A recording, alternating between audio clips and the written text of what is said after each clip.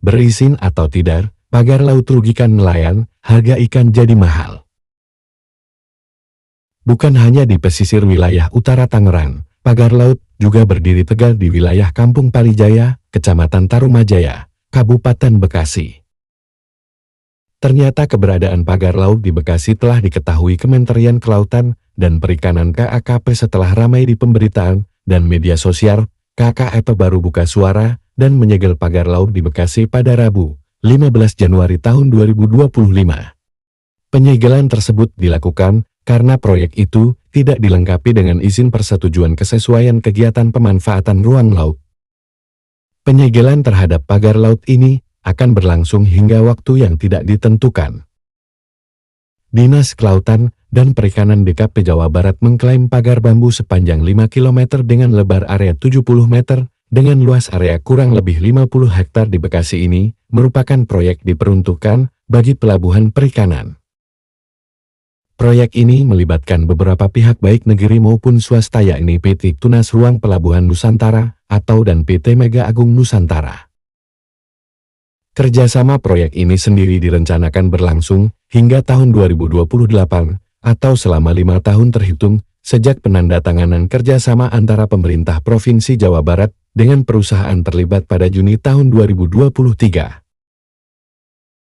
Sementara itu, anggota DPR di Kabupaten Bekasi asal daerah pemilihan Dapil 5 meliputi Kecamatan Babelan, Muara Gembong dan Tarumajaya, Marjaya Sargan memastikan pagar laut di perairan utara Bekasi berbeda dengan di Tangerang.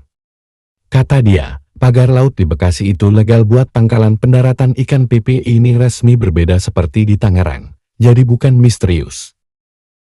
Akan tetapi, keberadaan pagar laut ini telah memberikan dampak yang signifikan bagi nelayan tradisional di perairan pesisir utara Tangerang dan Bekasi. Rodin, salah satu nelayan Bekasi, mengungkapkan bahwa hasil tangkapannya mengalami penurunan drastis sejak pagar itu dibangun.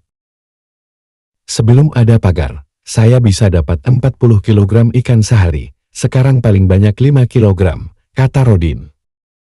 Penurunan hasil tangkapan ikan disebabkan oleh ikan-ikan yang menjauh dari perairan pinggir akibat keberadaan pagar tersebut. Nelayan juga merasakan kesulitan saat harus melewati pagar sepanjang 5 km untuk mencari ikan di tengah laut, yang menjadi resiko bagi perahu kecil mereka. Selain kerugian ekonomi, para nelayan melaporkan kerusakan pada perahu mereka akibat tertancapnya pancangan bambu, limbah tanah yang ditinggalkan, juga turut memperburuk kondisi ekologi laut. Limbah tanah yang mereka tinggalkan menimbulkan kematian habitat laut, kata Tayun, salah seorang nelayan lainnya. Para nelayan sangat berharap agar pembangunan pagar ini dihentikan demi mencegah kerugian lebih lanjut dan mengembalikan kelangsungan ekosistem laut di kawasan tersebut. Bukan hanya itu, jika hasil penangkapan turun dibarengi dengan kerusakan ekosistem, hal ini akan berdampak pada harga jual ikan yang akan meroket. Ujungnya para emak-emak mengeluh dan tiada makan ikan untuk anaknya, rakyat kecil jadi susah makan ikan laut.